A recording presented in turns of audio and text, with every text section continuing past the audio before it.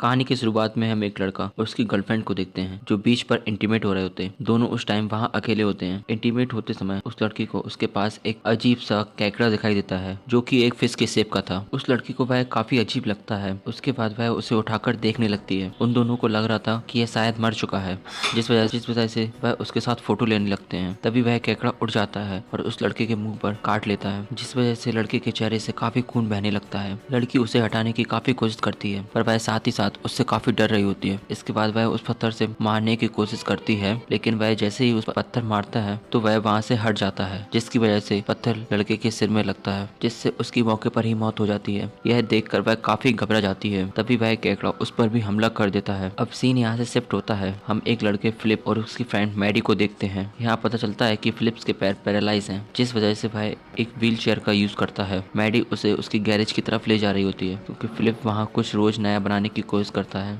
आगे हमें पता चलता है कि फिलिप का भाई हंटर, जो कि एक पुलिस ऑफिसर है, वह इस जगह को बेचना चाहता है, लेकिन फिलिप इस बात के लिए राजी नहीं है और वह इससे लगे हुए बैनर को मैडी से हटवा देता है। इसके बाद हम देखते हैं फिलिप ने अपने एक्सपेरिमेंट के लिए एक चीज मंगाई थी जो कि आ चुकी है। फिलिप अपना एक नया रोबोट बनाने की कोशिश में था। उसका सपना था कि वह आर्मी के लिए रोबोट्स बनाए। फिर वह गैरेज में आकर वह चीज को चेक करने लगते हैं। आगे हम देखते हैं वह चीज एक मिनी लेजर लाइट बैटरी है। उस चीज का ट्रायल करते वक्त पुलिस ऑफिसर फ्लैगनिगन उससे बच जाता है। वह भी इस एक्सपेरिमेंट को देखकर काफी हैरान हो जाते हैं, लेकिन वह उनसे इस बारे में कुछ नहीं कहता। वह तीनों बात कर ही रहे होते हैं कि तभी यहाँ हंटर भी आ जाता है। वह बैनर को नीचे पड़ा देखकर फिलिप से मना करता है कि फिर से बैनर न हटाए। तभी उन्हें कंट्रोल रूम से फोन आता है, जिसमें उन्हें पता चलता है बीच के किनारे व्हेल मछली मरी पड़ी हुई है। इसके बाद वेलिगन और हंटर उसे देखने चले जाते हैं और मैडी भी अपने घर की तरफ चली जाती है। आगे हम देखते हैं कि व्हेल की हालत काफी खराब है। देखने से लगता है किसी ने उसे बहुत बुरी तरीके से मारकर पानी से बाहर कर दिया है। उन दोनों को उसके पास से काफी बदबू आती है। हंटर को शक होता है कि ये किसी एलियन का काम है। उन्हें लगता है कि पानी में कुछ अजीब सा चीज जरूर है जिससे व्हेल का यह हाल किया है। उसके बाद वह दोनों तरफ देखने चले जाते हैं। अगले सीन में हम देखते हैं कि वह दोनों भाई अलग अलग वैन में रहते हैं। उनके पास अपना घर भी नहीं है, अब से उनका यही घर है। हंटर ऑफिस जाते वक्त पिज्जा का एक टुकड़ा बाहर फेंक देता है। फिर हम देखते हैं कि एक केकड़ा वहां आकर उसे ले जाता है। आगे हम फिलिप को देखते हैं जो स्कूल आया होता है। उसे बाहर मैडी मिल जाती है। वह उसके साथ अंदर आ जाता है। अपनी बायोलॉजी की क्लास में उन्हें एक बिल्ली की डेड बॉडी पर प्रैक्टिकल करना होता। उनकी टीचर और कोई नहीं, मैडी की मम्मी थी। क्लास खत्म होने के बाद फिलिप्स का फ्रेंड राडो मिलता है। वह मैडी को अपने साथ डेट पर चलने के लिए बोलता है। असल में कल उनके स्कूल में एक पार्टी होती है, लेकिन वह उसे बताती है फिलिप्स के साथ पहले ही डेट बुक कर दी है। दूसरी तरफ हंटर को एक कंकाल का हाथ मिलता है। हम समझ जाते हैं कि उसी लड़के का हाथ है जिसे हम मूवी के शुरू में देख चुके हैं, और वह खून के निशानों का पीछा करते हुए एक गुफा की तरफ बढ़ते हैं। हंटर उसमें अकेला ही जाता है, जबकि मैनिगन बाहर खड़ा होकर सिगरेट पीता है। हंटर को गुफा के अंदर इंसान की खाई हुई टांग मिलती है, जिसे देखकर वह काफी घबरा जाता है। तभी वहाँ वही लड़की मिलती है जिसे हम मूवी के स्टार्ट में देखते हैं। उसकी एक आंख को केकड़े ने खा लिया था। वह हंटर को बताती है कि ये सब केकड़ों ने किया है। हंटर उस लड़की को देखकर डर जाता है और वह फ्लैनिगन को बुलाने लगता है। अब देखते हैं कि हम राडो अपने फ्रेंड के साथ बैठकर एक जगह ड्रिंक करता है। तभी यहाँ पर कुछ केकड़े आ जाते हैं और उसके दोस्तों पर हमला कर देते। किसी तरह रूडो वहाँ से बच के बाहर आ जाता है। फिलिप अपना काम कर रहा होता है। तभी हंटर वहाँ पर आ जाता है और उसके काम को देखने लगता है। फिलिप उसे लेजर वाली बैटरी के बारे में बताने लगता है कि यह काफी पावरफुल चीज है। वह उस बैटरी की मदद से अपने लिए एक गैजेट बनाता है जिससे वह चल पाए। वह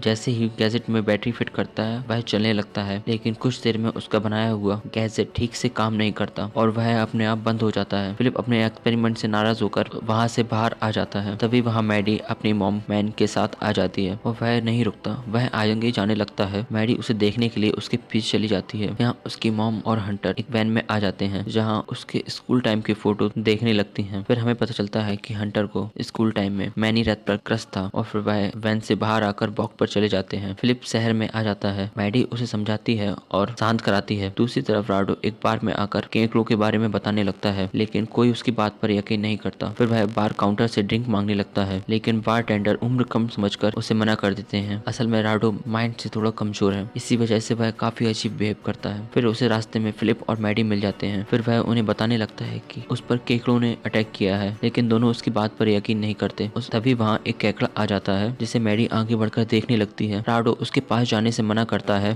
पर वह उस पर ध्यान नहीं देती। मैडी जैसे ही उसके पास हाथ लाती है वह कुछ नहीं करता और वह वहीं पर मर जाता है। तीनों यह देखकर काफी हैरान होते हैं। फिर मैडी और फिलिप वहाँ से घर की तरफ चले जाते हैं। फिर फिलिप और हंटर अपनी वैन में सोने चले जाते हैं क्योंकि कल एक डेट के लिए भी जाना था। उन दोनों के वैन में जाने के बाद मैडी अपनी मॉम को लेकर फिलिप के गैरेज में आती है, जहाँ वह फिलिप्स के गैजेट दिखाने लगती है। दूसरी तरफ राडो वह मरे हुए केकड़े के काफी बदतमीजी करने लगता है। तभी उसके अंदर से एक अजीब तरह का क्रिएचर निकलता है और उस पर अटैक कर देता है। यानी हम समझ पाते हैं कि मरने के बाद एक दूसरे क्रिएचर में बदल जाते हैं। सुबह हमें फ्लैगनगन दिखाई देता है, शिप के पास बैठा हुआ फिशिंग कर रहा था। तभी उसे कुछ केकड़ों की आवाज आती है। यहाँ देखते हैं कि फिलिप डेट पर जाने के लिए रेडी होता है। उसके साथ साथ पार्टी में हंटर भी जाता है। दोनों वहाँ पहुँच जाते हैं। फिलिप यहाँ अपने चलने वाले गैजेट के साथ लगाकर आया था। पार्टी में मैडी उसे चलता देख काफी खुश हो जाती है। फिर हमें पता चलता है कि मैडी की मॉम ने ही इस गैजेट को रिपेयर करके चलने लायक बना दिया था। इसके बाद दोनों डांस करने लगते हैं। हंटर भी यहाँ मैन रथ को ढूंढने लगता है। तभी वहाँ उसे एक केकड़ा दिख जाता है, जिसे देखकर उसे काफी घबरा जाता है। इसी बीच यहाँ मैन रथ भी आ जाती है। वह दोनों भी मिलकर के साथ डांस करने लगते हैं। कुछ देर बाद म्यूजिक वाले आदमी के पास एक केकड़ा आ जाता है। उस पर अटैक करके उसे खाने लगता है। सभी देख बहुत डर जाते हैं। मैन रथ उस आदमी को देखने के लिए आगे बढ़ती है। उसके बाद वह केकड़ा उस पर भी हमला कर देता है। फिर हंटर किसी तरह मैन रथ से उस केकड़ों को दूर फेंक देता है और वह सबको बाहर जाने के लिए कहता है। तभी वहाँ काफी सारे केकड़े आ जाते हैं और उन सब पर हमला करने लगते हैं। वह लोग वहाँ के सारे केकड़ों को मार देते हैं। तभी उनमें से एक बड़े सी क्रीचर में बदल जाता है, जिस देखकर सभी घबरा जाते हैं और वह फिर से भागने लगते हैं। हंटर फिलिप और बाकी सबको लेकर सेफ कमरे में ले जाने लगता है, लेकिन फिलिप का गैजेट खराब हो जाता है, जिससे उसे चला नहीं जाता। फिर हंटर उसे उठाने लगता है। फिर वह क्रीचर उसे देख लेता है। वह उनकी तरफ आने लगता है। फिलिप क्रीचर को अपने पास आते हुए देख हंटर को भागने के लिए कहता है, लेकिन हंटर उसे छोड़कर नहीं जाता और क्रीचर के सामने आकर खड़ा हो जाता है। क्रीचर उस पर अटैक करने वाला था। तभी वहाँ राडो आकर अपनी तलवार से अटैक कर क्रीचर को मार देता है। असल में राडो अगले रात क्रीचर की अटैक से बच गया था। यहाँ पर अब वह अपने दोस्तों को बचाने के लिए आ गया। फिर वह यहाँ स्कूल की लैब में आ जाते हैं। मैन रथ उस क्रीचर के बारे में पता लगाने लगती है कि आखिर वह चीज है क्या। उन्हें चेक करने पर पता चलता है कि काफी पुराने वक्त के केकड़े हैं। इस तरह के केकड़ों में काफी रेडिएशन है, इसलिए यह इतनी खतरनाक है। इसके बाद हंटर भी उन्हें कल वाली बात बताने लगता है, जो कि एक वेल के साथ हुआ था। इसके बाद हमें पता चलता है कि ये क्रीचर 3 तरह के हैं। पहले केकड़ों की तरह दिखते हैं, दूसरे जो इंसान के साइज के हैं, आखिर में तीसरे जिन्होंने वेल पर हमला किया और वह साइज में काफी ज्यादा बड़े हैं। फिर हम देखते हैं कि पूरे शहर में इन क्रीचर ने आतंक मचा रखा है। इनसे काफी लोग मारे जा रहे हैं और वह लोगों को बुरी तरह मारकर खा रहे हैं। हंटर उन सबको गैरेज के पास छोड़कर और वह खुद फ्लैनिगन को ढूंढने चला जाता है। फिलिप उसे जाने से मना करता है, लेकिन वह कहता है कि वह एक पुलिस वाला है, मुझे हार नहीं माननी चाहिए, यह मेरा फर्ज है। यह फिलिप क्रीचर को मारने के लिए जरूर कुछ बना लेगा और वह अपने काम में लग जाता है। दूसरी तरफ हंटर फ्लैनिगन को उसके घर पर देखने जाता है। उस पर भी केकड़ों ने अटैक कर दिया था, जिस वजह से वह मर गया। हंटर भी क्रीचर अटैक करने लगते हैं, लेकिन वह जल्दी से वहाँ से बाहर आ जाता है। इधर गैरेज के बाहर भी कई क्रीचर आ जाते हैं, जिन्हें मारने के लिए राडो बाहर आ जाता है। उनका ध्यान भटका कर अपनी तरफ लगा लेता है। मैन रथ भी एक टूल की मदद से क्रीचर को मार देती है। इसी बीच हम उस बड़े क्रीचर को देखते हैं जिसने वेल को खाया था और वह अब शहर की तरफ बढ़ रहा था। वह होने तक फिलिप काफी बड़ा रोबोट बना देता है, जिससे वह बड़े वाले क्रीचर को मार पाए। वह खुद ही अपने उस रोबोट को चला रहा था। वह उसी क्रीचर के पास जाकर फाइट करने लगता है। वह क्रीचर भी काफी पावरफुल था। वह क्रीचर रोबोट का एक हाथ तोड़ देता है। फिर फिलिप रोबोट की तलवार लेकर उस पर अटैक करने लगता है और उसका भी एक हाथ तोड़ देता है। क्रीचर काफी गुस्से में आ जाता है और रोबोट को नीचे गिरा देता है। तभी वहाँ हंटर अपनी कार लेकर आ जाता है और कार को चलते हुए छोड़कर पहाड़ी से क्रीचर के ऊपर हिट कर देता है, जिससे वह क्रीचर से हिट होकर ब्लास्ट हो जाती है। इससे फिलिप को टाइम मिल जाता है और वह बैटरी की मदद से लेजर एक्टिवेट करता है। उस क्रीचर को एक बार में ही मार देता है। तभी यह देख काफी खुश हो जाते हैं, फिलिप के रोबोट ने क्रीचर को मार दिया। मैडी भी यहाँ उसे किस करती है, क्योंकि यह एक दूसरे को काफी पसंद करते थे। अब मूवी के आखिर में देखते हैं अपने रोबोट को फिर से रिपेयर करके शहर के